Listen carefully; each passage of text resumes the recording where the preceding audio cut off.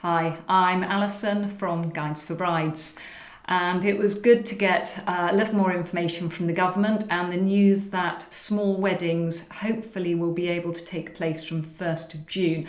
Although that's great news for couples, we are assuming that at this stage it won't involve any form of wedding reception, so not great for venues. However, from the 4th of July, it is hoped that wedding venues will be able to start opening up. There's still no guidance on the numbers that will be allowed. We know at the moment that only 13% of weddings have 50 or less guests.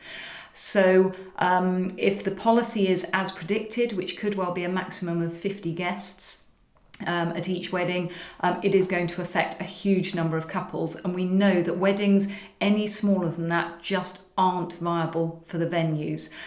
We will continue to put pressure on ministers to allow for weddings to be at least 50% of the venue's normal capacity.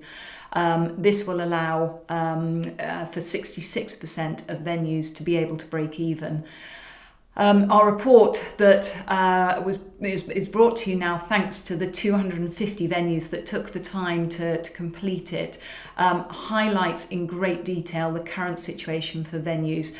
I hope it gives some reassurance to you all that many of you are in a similar position, and many are following very, very similar policies to yours. It highlights the needs of venues, but it also points out the CMA guidelines and how that conflicts with the policies that many venues currently have in place. It makes it all the more important for us to come together as an industry and make sure we have some consistency on those policies. What we know going forward is that suppliers are ready for weddings to get going again. They are really keen for weddings to take place of any size. We know that a lot of venues cannot do small weddings without working at a loss. And we're very aware that the funds just aren't there to be able to give a refund if it's the venue choosing not to go ahead with the wedding. We will be encouraging couples to go for a voluntary postponement, ensuring they are aiming for a postponement rather than cancellation, so that booking stays within your system.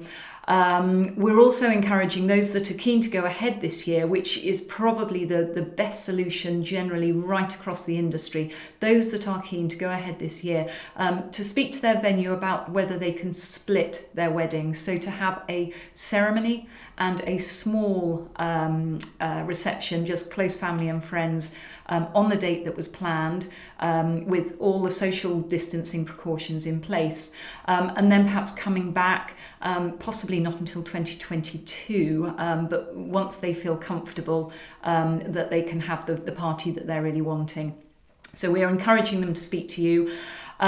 We are also advising couples on the implications of the additional safety, health and safety measures, and the fact that suppliers and venues on the whole are having to carry those costs themselves. What we're hoping is that as wedding sizes inevitably may need to decrease, that your couples aren't coming to you and asking for a refund of the difference. What we would much prefer is for them to take advantage of the upgrades that you're offering, or the split wedding opportunity. So we would really, really encourage you just to think about all of the things you can be doing for your couples to encourage them not to be asking for any form of refund, but for you to just be moving that payment elsewhere if possible.